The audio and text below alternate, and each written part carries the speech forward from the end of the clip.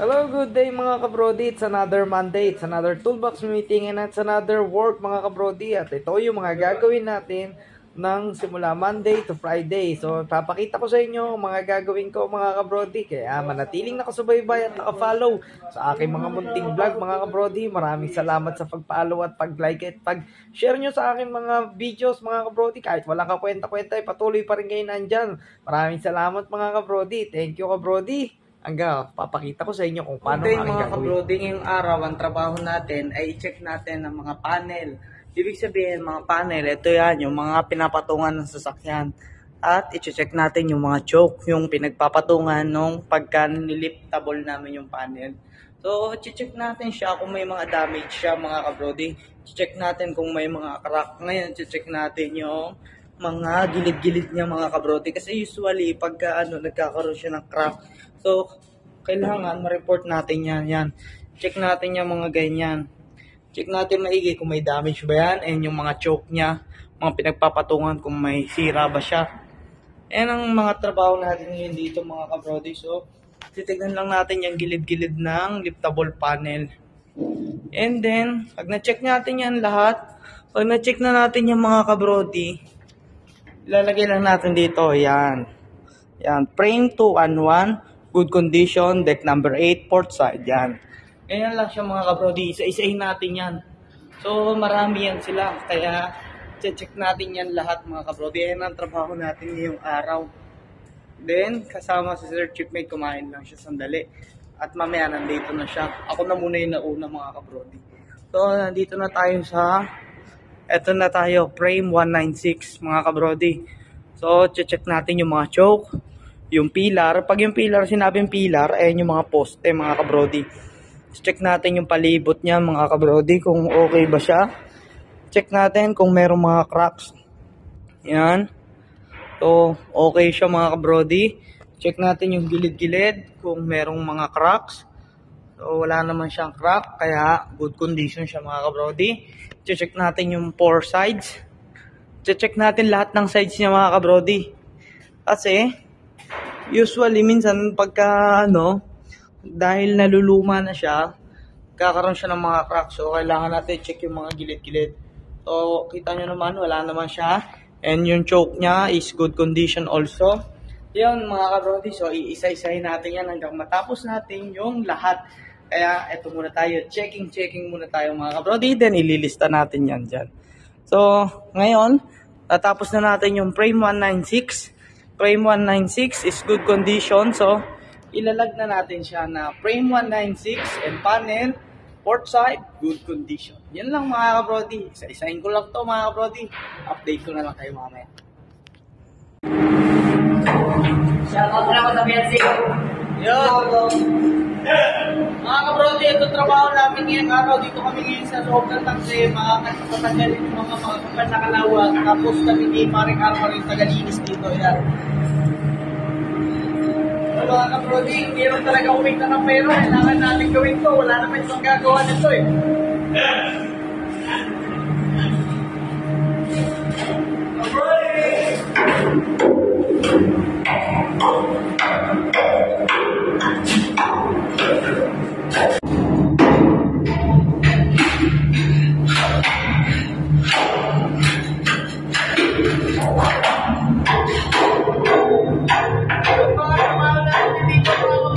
Tapos, kakatukin namin ito buong tangke, tapos nito, lilinisin namin yun.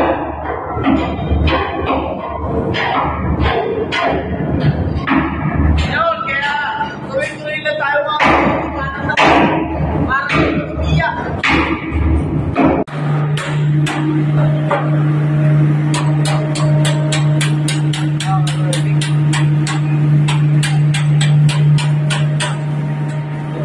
Po sila mga kabrody.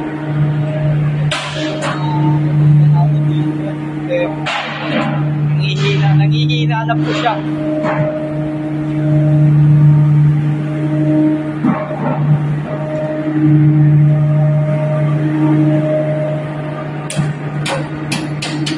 Ating mga mandirigma ng Grand Ruby. Mga kabrody, so ano na tayo ngayon? break time 30 minutes. Kasi hardworking kami ngayon mga kabrodi, kaya mag-break time muna kami ng 30 minutes. Ayan sila, ayan sila, ayan sila.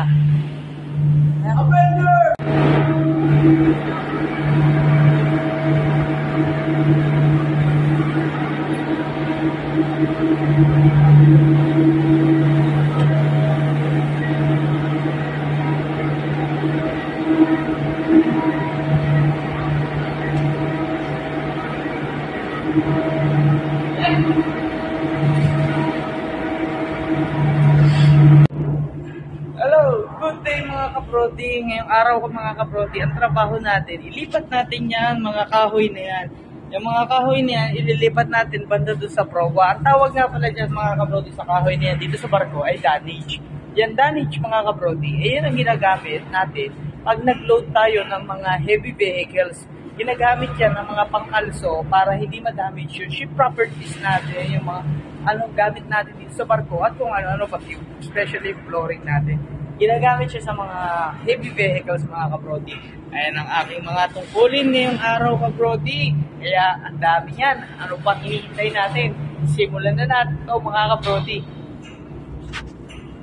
Ito mga kabrodi, nalipat na natin yung kalahati dito sa gilid ng hagyan yan. Diyan sa gilid. Ngayon, nalipat na natin. Meron pa kalahating natitira kaya ililipat pa natin yung mga kabrodi. Yan. So, medyo maganda na yung pagkakaayos niya mga kabrodi. So, mamaya yan, ililipat natin lahat and then isi-secure natin, lalagyan natin ng lashing para hindi siya gumalaw. So, yan na siya mga kabrodi. Maganda na yung pagkakasalansan niya dyan. And then, let's go. Proceed na tayo mga kabrodi. Hakutin na natin yung kalahati.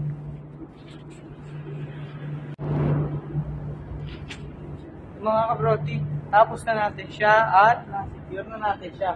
Ayan, meron na siyang mga lashing mga kabrodi para sigurado kahit na umalo na hindi siya gagalaw secure yung ating mga cargo na isasakay malapit dito. So, hindi siya ma-damage. Ganyan mga kabrodi, nalipat na natin. Tapos na ang ating mga tungkulin ngayon. Maghahanap tayo ng panibago nating gagawin mga kabrodi. Dahil natapos na natin ng pag-transfer ng dunnage. Ayan mga kabrodi, tignan nyo maigi. Yung good day mga kabrodi, dahil kakatapos lang natin gawin yung yung mga kahoy, inayos natin kanina yung mga dunnage.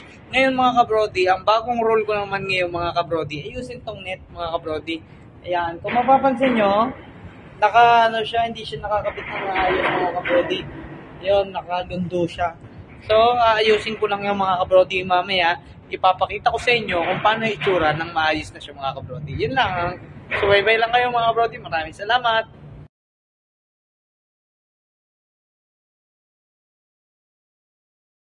Good day mga kabrodi. Ngayong araw, kakatapos lang natin mag-testing ng lifeboat. Ngayon, ang gagawin naman natin, lilinisin natin ang ating lifeboat. Pupunasan na natin yan. Ito nyo yung mga itim-itim na yung mga kabrodi yan. Ayan, pupunasan lang natin yan. O, yung mga yan, yung mga itim-itim na yan. So, kailangan malinis natin siya para maganda yung ating lifeboat, syempre. Punasan lang natin itong mga kabrodi.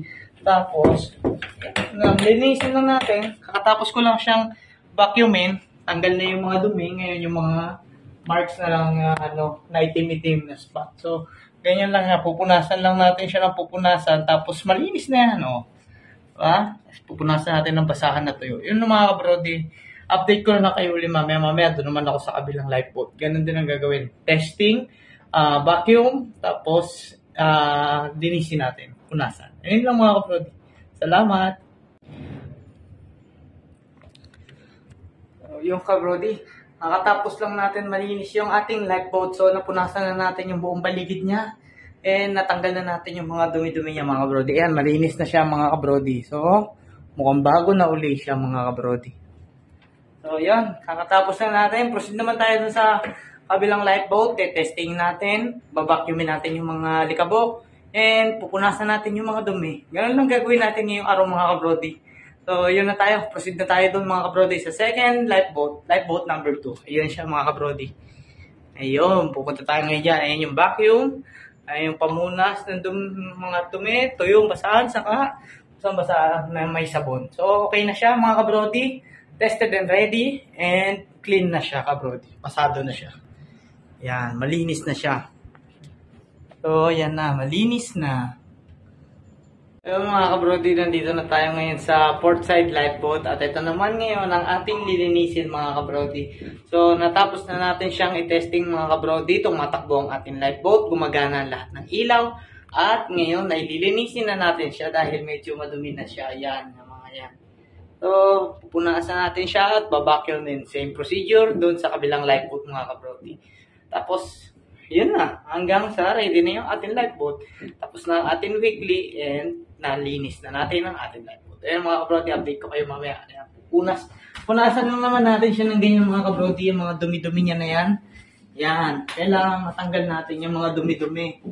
O, kasama yan sa maintenance ng ating lifeboat mga kabrodi. Yan. Punasan lang natin siya. Yan. So, update ko na lang kayo mamaya mga kabrodi. So, yan na mga kabrodi, nalinis na natin ang ating lifeboat. So, malinis na siya. Linis na yung ating lifeboat mga kabrodi. At tapos na tayo mag-testing, tapos na tayo mag-vacuum, tapos na tayo maglinis ng ating lifeboat. So, nagawa na natin ang ating mga tungkulin at maghahanap na naman tayo ng panibago nating mga gagawin kabrodi. Yan. So, ayan na ang ating loob ng lifeboat. Malinis na siya mga kabrodi. So, okay na. Pwede na uli siya.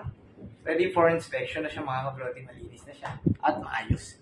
So hanggang dito na lang muna mga kabrodi. Maraming salamat sa pagsubaybay niyo sa aking mga munting vlog. Maraming salamat sa pag-follow sa RFW Printing Services. Maraming salamat sa inyo lahat mga kabrodi. Update ko na lang uli kayo. Hanggang sa muling pagkikita. Paalam! Good day mga kabrodi. Ngayong araw, i-ready natin yung mga uniform ng mga crew na pasampa. So, meron na kaming may binigay na nila yung mga sizes nila. And then, i-ready na natin to para pagsampa nila, ilalagay na sa kabina nila. And then, ready na sila doon na may uniform na agad sila mga kabrodi. Yan ang mga uniform ng barko. So, ito ay libre mula sa company mga kabrodi. Ayan, galing to sa mga sa company, silang nagsusupply ng uniform sa mga crew. Kaya, pagdating ng barko, wala na kayong iintindihin dito, kundi sumampa na lang kayo at mag-uniform ng company kabrodi. Yun. Abad na naman mga kabrodi, may konting kantahan at salo-salo tayo. O paano, hanggang dito na lamang ang aking video mga kabrodi. Hanggang sa muling pagkikita. Paalam! Birthday ni Paul?